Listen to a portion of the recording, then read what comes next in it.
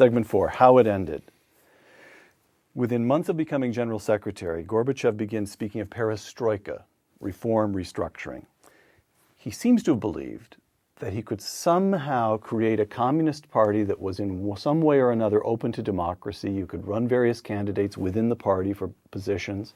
He seems to have believed that he could have had some sort of opening to free markets and made the economy more efficient, and that all of this would have been consistent in some way with communism.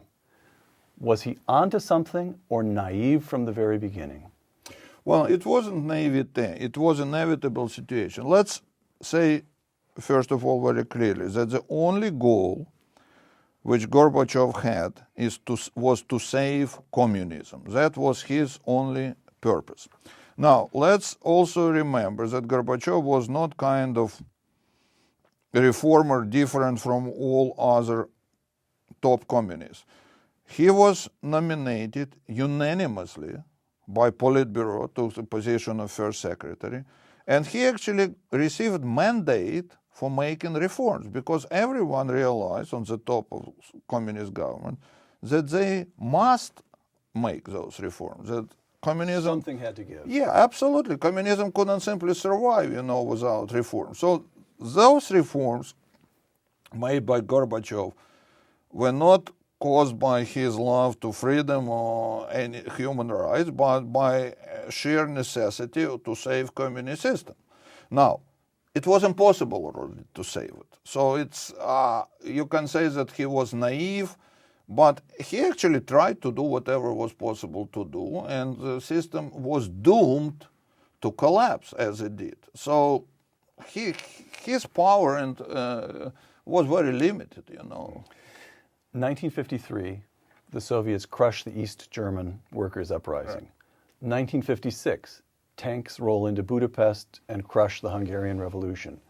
1968, tanks roll into Prague. Prague Spring blotted out. 1989, Gorbachev visits East Berlin and says to Honecker, "You're on your own. I will not put down this movement." And Gorbachev permits the wall to fall and the so-called Velvet Revolutions to sweep across Eastern Europe.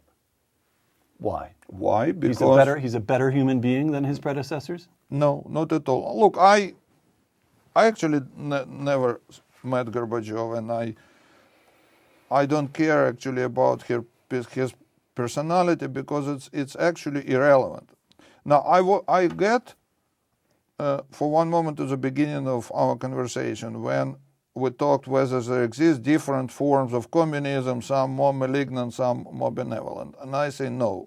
The communism is predetermined form. It actually repeats itself in the same sense. However, it has different stages of development.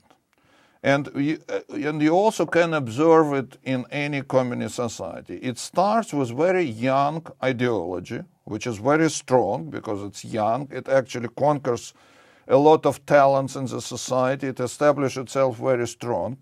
And at the first stage, after it is established, it's very difficult to do something with that, because it really has some support and some roots in the society.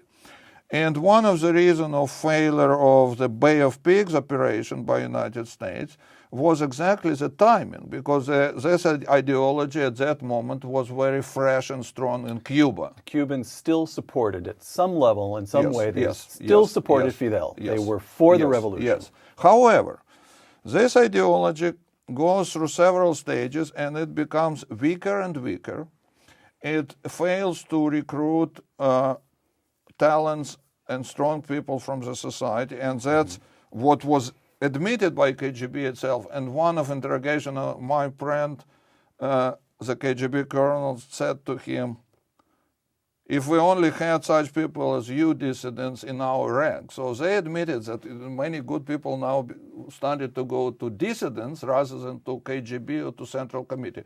But overall, the ideology becomes weaker and weaker. So when you mention those days with Berlin, with Hungary, with Czechoslovakia, etc., at that time, ideology was still strong enough.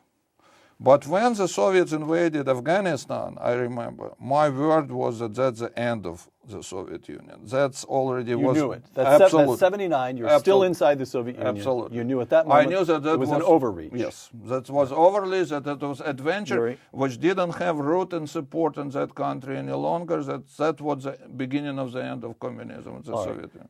There are different theories, different ways of explaining the collapse of the Soviet Union. One is imperial overreach. It just fell in on itself. Another, Christopher Hitchens on this program has said that the dissidents did it.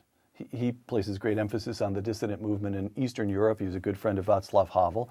And Christopher Hitchens has gone so far as to say that the United States, and in particular Ronald Reagan, were virtually irrelevant. It would have happened as it happened if Ronald Reagan had never been born. So my question is, what was the role of the United States from zero to negative? There are those who say that Ronald Reagan's military buildup prolonged the Cold War to having some effect. Well, 100% positive, and let me tell you that I think there are three major forces which were responsible for the collapse of communism. It's inherent problem and contradiction of the system itself was force number one. I mean, that was very important. Dissident movement was also important. Look, I am a little bit impartial in this sense, but I still believe that we played important role inside. Ronald Reagan's policy was absolutely critical and important. So I think the combination of those three things was the most fortunate thing at the moment. Because we were not talking about the fact that communism collapsed. We were talking about the fact how smoothly and peacefully it collapsed. Yes. And what about John Paul II? What about that visit no, to Poland? absolutely. I usually mention three names: Ronald Reagan, Margaret Thatcher, and John Paul II. That was a triad, which was, again, it was maybe like a coincidence, maybe something, but all things came together at that moment. So that triad on the Western side, on the side of Western democracy, was absolutely critical and important.